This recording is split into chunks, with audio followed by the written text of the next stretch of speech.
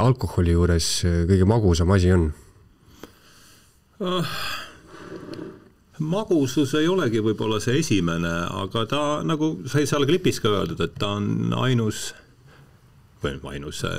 peamine ilma retseptita saadav antidepressant. Ütleks, et mina nüüd tagantjärgi tark olles. Ma mõtlesin selle peale, et sa, igaüks, kes on joonud ja joonud nii-öelda kurvameelsusest, mitte sellest on ju, et oleks lõbus ja saaks sõpradega käia kokku saada ja rääkida, on ju, siis see unustus tundub mulle nagu magus, et see on selline, et ja küll ma siis nagu lasen vabaks ennast, et ma unustan praegu nagu ära iga argipäeva jama, millele ma mõtlema pean, on ju. Et siis sinu jutust jäi mul nagu siuke mulje, et võib-olla sul oli ka see unustus oli nagu natuke magus. No jah, see Bill Murray on see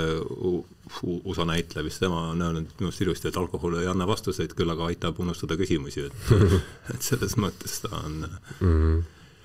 Ja jällegi tagantjärele vaadates, et ma nüüd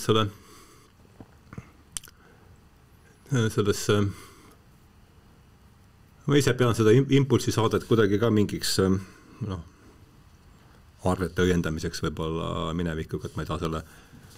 alkoholismi soos enam nii väga sumbata, aga selge see, et kui ta jutuks tuleb ja ta on minu puhul on tast raske mööda minna, et nüüd katkes mõttelõng katkes jah, et tuleb tagasi, et siis võtta edasi midagi. No ja selles klipis oligi mitmeid muid märksõnu ka ja siis seal tekkis nagu näiteks selline märksõna, et huvitav asi, millele ma olen isegi palju mõelnud,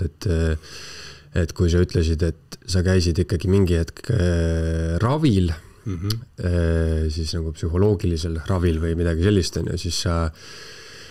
siis sa ütlesid, et võib-olla sellised ravimeetodid on, siis ma mõtlesin, et mis sa seal nagu ütlema hakkad, et sa oli näha, et sa nagu teed maha sellist ravimeetodit on ja et kui karmilt sa siis ütled, et kas sa nagu ütled mingi koleda sõna selle kohta, et see on mingi mõttetu või midagi sellist on ja siis sa pani nagu veel karmimalt minu arust ütlesid, et see on nagu võib-olla juurpõhjus üldse, miks inimene on ju läheb ja siis kaanib ennast täis, et siin tuli ka nagu hästi välja, et ega alkohol ei ole ju mingisugune nii-öelda kurja juur ise on ju. Absoluutselt mitte ja osadele on ta ju ta on osa meie kultuurist ka ja veel kord, et kellele ta sobib jumala eest. See on siis Veijo Huovinen on kirjutanud, üks Soome kirjanik on kirjutanud raamatu Joodiku eetika loomingu raamatukogus on see ilmunud, mis lõpeb umbes sõnadega, et võib juua igasugu asja, et